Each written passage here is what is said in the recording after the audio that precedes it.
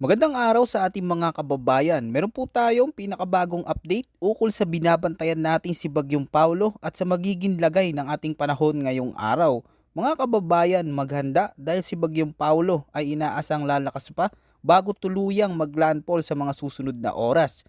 At signal number 3 nakatas na ngayon sa iba't ibang bahagi ng Luzon. Ayon sa pag-asa, posibleng umabot pa ito sa typhoon category. Alamin natin ang mga naging pagbabago sa lakas at direksyon nito. Para naman lagi kang handa sa lagay ng ating panahon, i-click mo lang ang subscribe button. Ayon sa lahat ng available na datos, ang sentro ng Severe Tropical Storm Paulo ay tinatayang nasa layong 320 kilometers silangan ng Baler, Aurora. Taglay nito ang pinakamalakas na hanging umaabot sa 95 kilometers per hour, malapit sa gitna at may bugso na umaabot hanggang 115 kilometers per hour. Sa ngayon, kumikilos ito pakanluran sa bilis na 30 kilometers per hour. Ang malalakas hanggang storm force winds nito ay umaabot hanggang 350 kilometers mula sa gitna. Sa kasalukuyan, nakataas na ang Tropical Cyclone Wind Signal number 3 sa mga lugar sa hilagang bahagi ng Aurora, gitna at timog na bahagi ng Isabela, hilagang bahagi ng Quirino, hilagang bahagi ng Nueva Vizcaya, Mountain Province, Ifugao at hilagang bahagi ng Benguet. Inaasahan dito ang storm force winds na may lakas na umaabot sa 90 kilometers per hour hanggang 120 kilometers per hour sa loob ng 18 hours. May malubhang banta ito sa buhay at ari-arian. Nakataas naman sa Tropical Cyclone Wind Signal number 2 ang timog na bahagi ng Cagayan, natitirang bahagi ng Isabela, Quirino at Nueva Vizcaya, hilaga at gitnang bahagi ng Aurora, hilagang silangan ng Nueva Ecija, katimugang Apayao, Kalinga, Abra, natitirang bahagi ng Benguet, Ilocos Norte, Ilocos Sur at sa may La Union. Sa mga lugar na ito ay naaasahan ng gale force winds na may lakas na 65 hanggang 90 kilometers per hour sa loob ng 24 hours. Dahil dito may minor to moderate na banta ito sa buhay at ari-arian.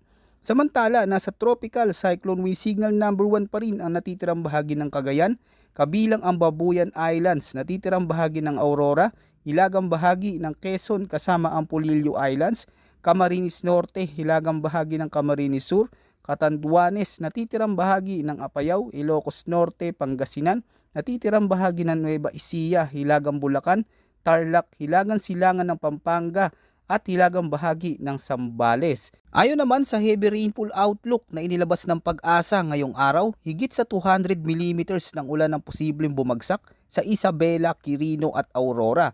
100 hanggang 200 millimeters naman ng buhos ng ulan sa Cagayan, Kalinga, Mountain Province, Ifugao, Benguet, Nueva Vizcaya, Ilocos Sur, La Union, Pangasinan at sa may Nueva Ecija.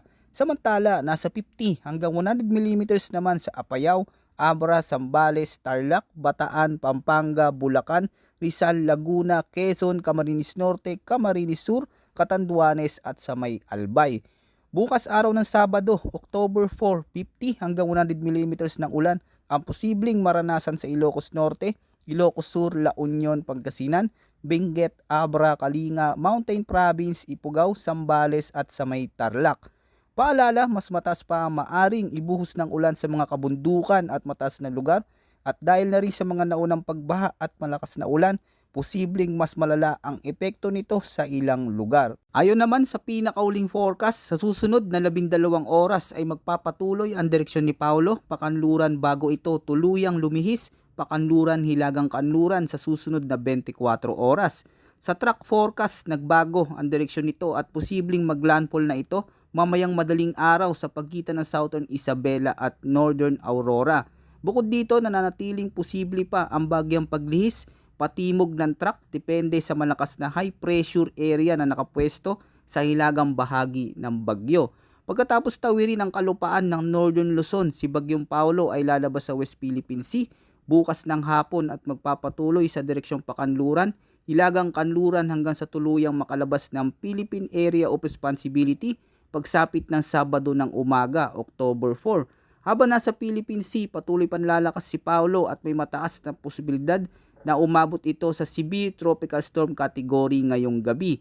Di rin isinasantabi ang pag-intensify pa ni Bagyong Paulo bilang typhoon category bago pa man ito maglandfall sa Luzon. Para sa pinakabagong update sa direksyon at lakas ng Bagyong Paulo, manatiling nakatutok sa ating channel para sa pinakabagong ulat panahon huwag maging kampante mga kabayan dahil si Bagyong Paulo ay patuloy pan lumalakas ngayon. Maraming salamat po sa panonood at huwag kalimutang mag-ingat ngayong panahon ng tag-ulan.